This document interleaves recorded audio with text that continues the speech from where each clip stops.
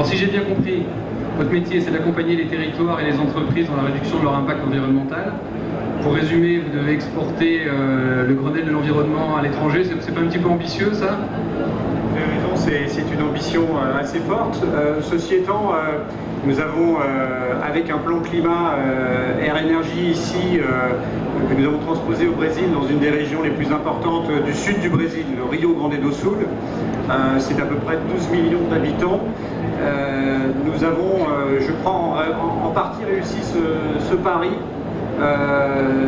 d'exporter cette méthodologie du plan climat sur un territoire. Alors on parle d'éco-entreprise, là on est dans le service, et l'objectif est d'accompagner ces territoires aussi à l'étranger dans leur planification environnementale. Donc ce pari a été réussi notamment parce que nous avons eu un fort portage politique de ce projet, notamment par le secrétariat d'État à l'environnement de l'État du Rio Grande do Sul, un fort portage par la FEPAM, qui est dans la salle aujourd'hui, dont le président et l'ensemble de l'équipe nous ont fait le plaisir de nous rejoindre aujourd'hui. La FEPAM, c'est l'équivalent de l'ADEME dans l'État du Rio Grande do Sul, au sud du Brésil.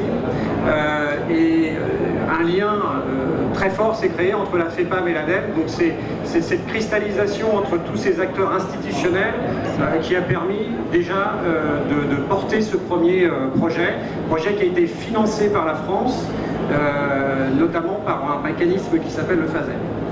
Ce pari il a été réussi aussi avec la mobilisation des acteurs locaux. Pour faire un plan climat, beaucoup de territoires français sont dans la salle. Vous savez qu'il est très très important de cristalliser toute l'intention des acteurs, et nous en avions besoin pour deux raisons: collecter des données pour faire un diagnostic du territoire, et puis également co-construire le projet de plan climat avec les acteurs économiques et institutionnels du territoire.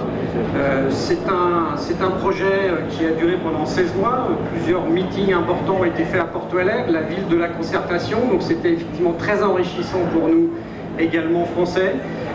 Nous avons dans ce plan climat aussi dû faire une transposition sur le pays, à savoir que au Brésil les conditions locales sont très différentes, bien évidemment, le côté urbain est très important, et nous avons inclus dans ce plan climat la problématique pollution atmosphérique, qualité de l'air, et donc nous en avons fait un PAS, le plan Ar Clima Energia brésilien.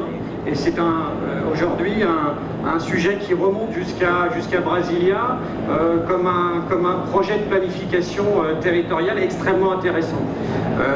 Alors quels sont en gros les résultats? Il y a des résultats à la fois institutionnels et des résultats pour les éco-entreprises, y compris les éco-entreprises françaises évidemment. Alors institutionnel parce que finalement ce plan c'est une première dans un pays du Sud, sur ce périmètre-là. Le Brésil a un plan national climat, bien évidemment, mais au niveau local et territorial, d'avoir un plan de cette envergure, c'est une première dans un pays du Sud.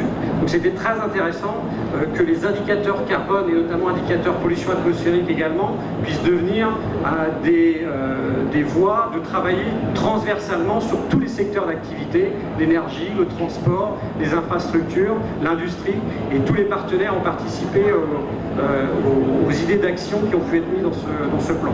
Donc résultat institutionnel, résultat tout court en termes d'entreprise, puisqu'aujourd'hui nous avons plusieurs projets qui sont en cours.